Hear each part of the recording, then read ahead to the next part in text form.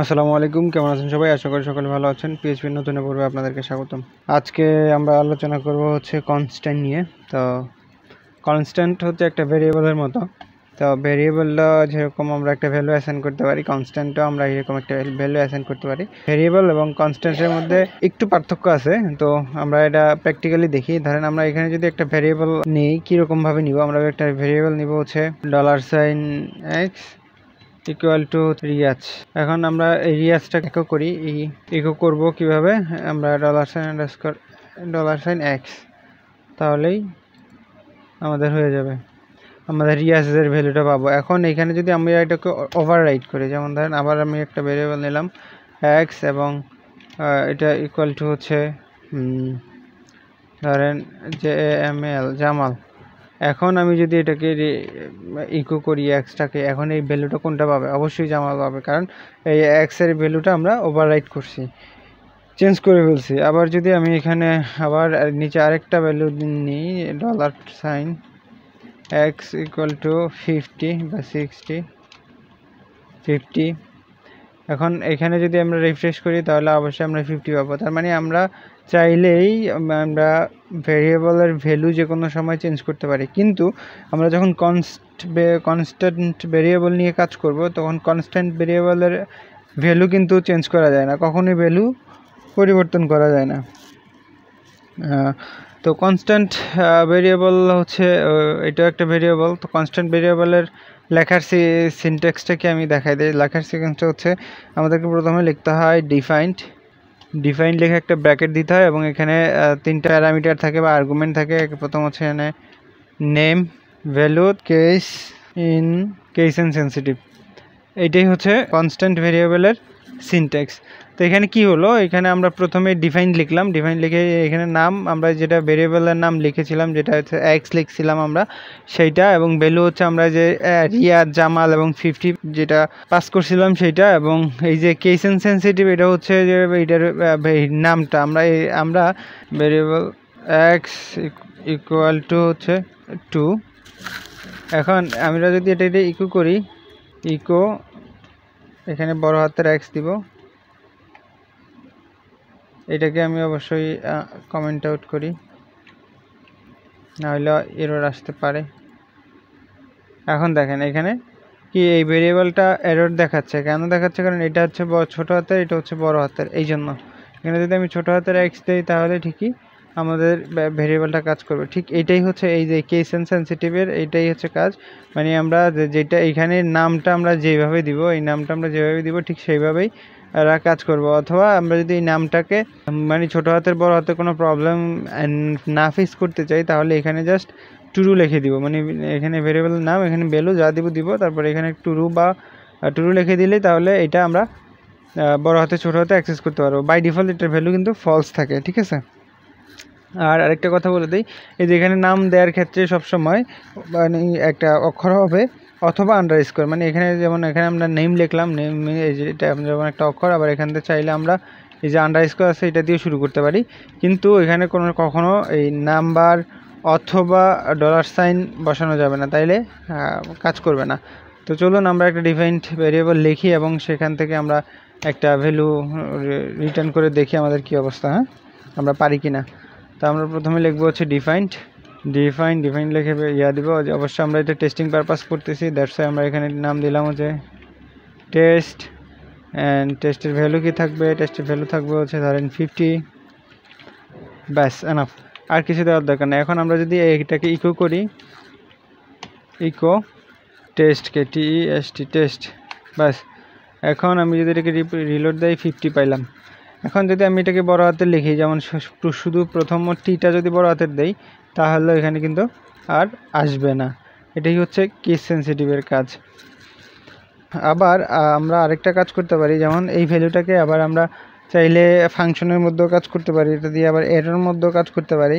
তো কীভাবে সেটা আমি দেখাই। এই ভেরিয়েবলটা কিন্তু বাই ডিফল্ট একটা গ্লোবাল ভেরিয়েবল হয়ে আছে, ঠিক আছে।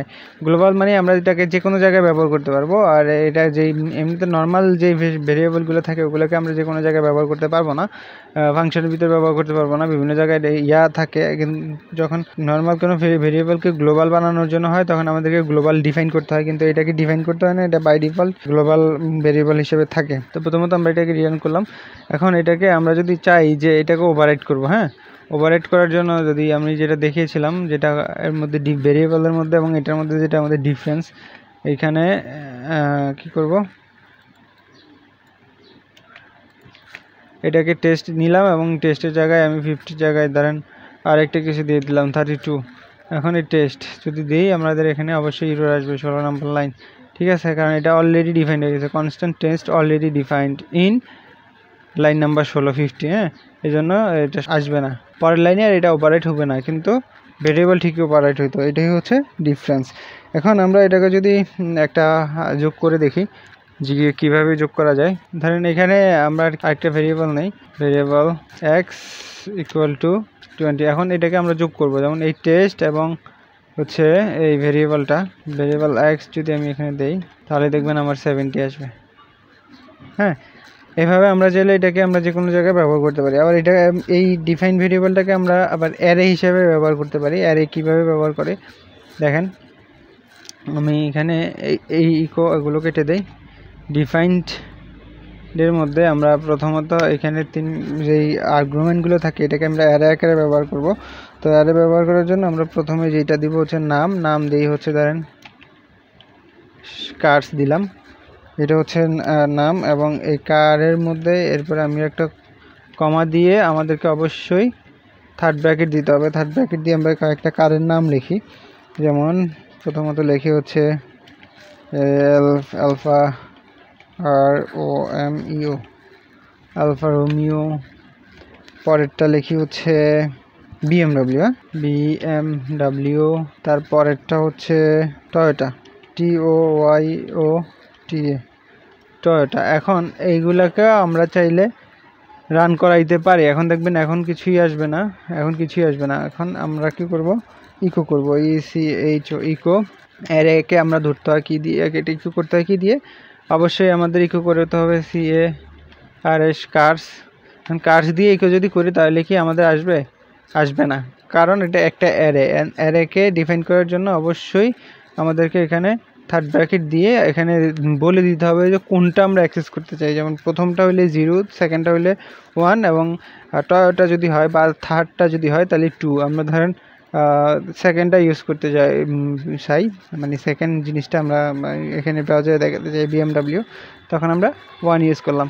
মানে এইটা আর্গুমেন্টটা হয় যেমন 0 থেকে, প্রোগ্রামিং গণনা শুরু করে হচ্ছে 0 থেকে, এটা আমি প্রিভিয়াসলিও বলেছি।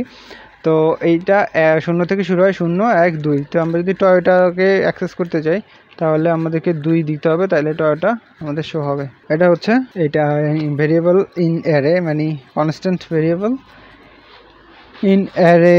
এখন আমরা চাইলে এটাকে আবার ফাংশনের মধ্যেও ব্যবহার করতে পারবো। কিভাবে ফাংশনের মধ্যে ব্যবহার করলে, ধরেন আমরা যে ভ্যালুটা আছে এটা আমরা এইটা ডিফাইন যে বা কার যে ভেরিয়েবলটা আছে এটাকে আমরা একটা ফাংশনের মধ্যে নিয়ে কাজ করব, তাও করতে পারবো। কিভাবে করব, আমরা আমরা লিখবো হচ্ছে ফাংশন লিখে আমরা ফাংশনের নাম দিব, ধরেন মাই টেস্ট ফাংশনের নাম দিয়ে অবশ্যই আমরা ফাংশনের ভিতরে এন্টার করব, এবং এইখানে আমি ইকো করে দিব কাকে, ECHO, ইকো করব কার্স, হ্যাঁ, এখানে কার্স ইকো করে দিলাম। এবং কার্স ইকো করার পরে আমরা যদি এই যে মাই টেস্টটা বাইরে রান করি, সিম্পলি বাইরে রান করি, তাহলে কি আসবে, আমাদেরকে একটা এরর দেওয়ার সম্ভাবনা আছে। হ্যাঁ, এরর আসছে। কেন আসছে এরর?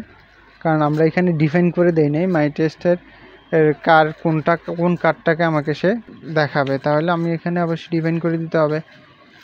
ধরেন আমি চাচ্ছি যে প্রথমটা আমাকে দেখাক, তাহলে দেখেন আমরা এখানে আলফা রোমিও পাচ্ছি, ঠিক আছে। তাইলে আমরা দেখলাম যে এই ডি কনস্ট্যান্ট এটা একটা ভেরিয়েবল, এটা হচ্ছে একটা গ্লোবাল ভেরিয়েবল, এটা আমরা যে কোনো জায়গায় ব্যবহার করতে পারবো এবং এটার মধ্যে ভ্যালুটা মানে নামটা কি সেন্সিটিভ, কোনোভাবেই এদিক সেদিক করা যাবে না এবং এটার 3টা প্যারামিটার থাকে, এটাকে আমরা যে কোনো জায়গায় ব্যবহার করতে পারি। তো নেক্সটে আমরা কথা বলবো হচ্ছে অপারেটরস নিয়ে।